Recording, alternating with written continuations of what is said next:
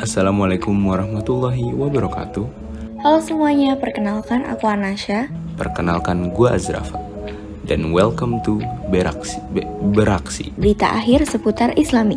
Jadi, Beraksi ini adalah salah satu program kerja Rohis SMA Lab School Jakarta yang bakal bawain informasi dan juga berita-berita seputar Islam nih guys. Ini adalah episode pertama kami dan silahkan tonton sampai habis. Berita pertama datang dari ajang Piala Dunia 2022 yang sedang diadakan di Qatar. Seperti yang kita tahu ya guys, di pemilihan itu Qatar lah yang menang. Hal itu yang membuat Qatar ini disebut sebagai negara Islam pertama yang menjadi tuan rumah pesta sepak bola dunia atau Piala Dunia tahun ini. Ada sejumlah cara yang dilakukan oleh Qatar untuk menyelipkan nilai-nilai Islam melalui perhelatan akbar olahraga tersebut. Seperti yang udah kita tahu bahwa Piala Dunia Qatar ini resmi dibuka pada tanggal 20 November 2022 di Al Bayt Stadium. Berbagai penampilan menghiasi upacara pembukaan tersebut.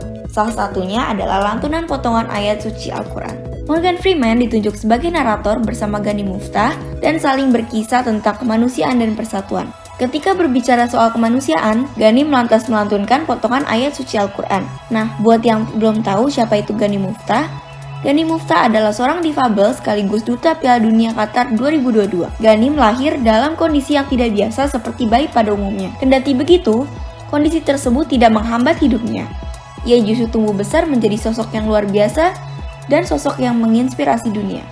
Surat Al-Hujurat ayat ke-13 adalah surat yang mereka kumandangkan di pembukaan Piala Dunia kali ini guys. Menurut tafsir Tahlili dalam Al-Quran Kementerian Agama, surat Al-Hujurat ayat 13 hendak menjelaskan tujuan perbedaan penciptaan manusia, mulai dari jenis kelamin, suku, bangsa, hingga warna kulit, untuk saling mengenal dan tolong-menolong. Selanjutnya, karena bakal banyak tamu undangan dari negara luar yang datang ke Qatar, ini dijadikan momen mereka untuk mempromosikan juga menyebarkan Islam lewat hadis-hadis Rasulullah SAW yang isinya itu kayak pengingat untuk melakukan amal kebaikan dan lain-lain.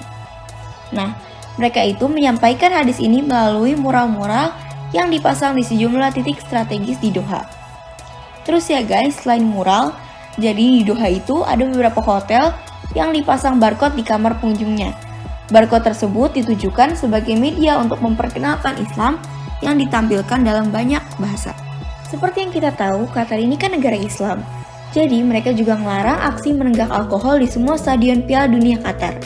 Alkohol hanya akan dijual di zona supporter. Terus juga akan dijual di waktu-waktu yang sudah ditetapkan. Seperti FIFA Fan Festival berkapasitas 40.000 yang ada di sebuah pusat Doha, Taman Al-Bidan. Di samping itu, Qatar juga melarang berbagai simbol LGBT selama perhelatan. Bahkan, panitia pun menyiapkan sanksi khusus bagi tim peserta yang nekat melanggarnya. Berita selanjutnya masih dalam suasana Piala Dunia Qatar nih guys. So, usai menang 2-1 melawan Argentina, Raja Saudi Arabia Salman bin Abdul Aziz Al Saud memerintahkan agar hari Rabu menjadi hari libur bagi semua karyawan dan pelajar di negara itu. Pengumuman dilakukan setelah tim nasional Arab Saudi mengalahkan Argentina di Piala Dunia 2022. Hari libur diperuntukkan bagi karyawan di semua sektor baik negeri maupun swasta dan berlaku bagi pelajar di semua jenjang pendidikan. Arab Saudi juga berhasil menghapus kutukan selalu kalah dalam pertandingan pertamanya dalam putaran final Piala Dunia. Mari kita bahas berita selanjutnya, yaitu hari di mana murid-murid berpura-pura berantem hanya untuk mengagetkan guru masing-masing, yaitu Hari Guru Nasional. Sebenarnya, Hari Guru Nasional tidak memiliki hadis. Namun, bagi para guru, inilah hadis untuk kalian. Hadis pertama datang dari Imam Bukhari yang berbunyi, "Jadilah pendidik yang penyantun, ahli fikih dan ulama." Disebut pendidik apabila seseorang mendidik manusia dengan memberikan ilmu sedikit-sedikit yang lama-lama menjadi banyak. Selanjutnya, ada juga hadis yang berasal dari Ibnu Majah yang isinya adalah mereka semua berada dalam kebaikan.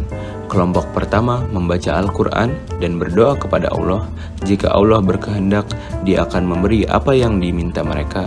Sementara kelompok yang kedua belajar mengajar, dan sesungguhnya aku diutus untuk menjadi guru. Dan hadis yang terakhir berasal dari kitab Lubalul Hadits yang berbunyi, barang siapa memuliakan orang alim dalam kurung guru, maka ia memuliakan aku, dan barang siapa memuliakan aku, maka ia memuliakan Allah, dan barang siapa memuliakan Allah, maka tempat kebaikannya adalah surga. Untuk berita terakhir kami, sayang sekali ini akan menjadi berita yang sangat menyedihkan, yaitu kejadian gempa yang berada di Cianjur. Seperti yang kami sudah ketahui, beberapa waktu yang lalu di daerah Cianjur terlimpa bencana gempa yang mengakibatkan ratusan orang kehilangan nyawanya dan juga infrastruktur di sana yang mengalami kehancuran.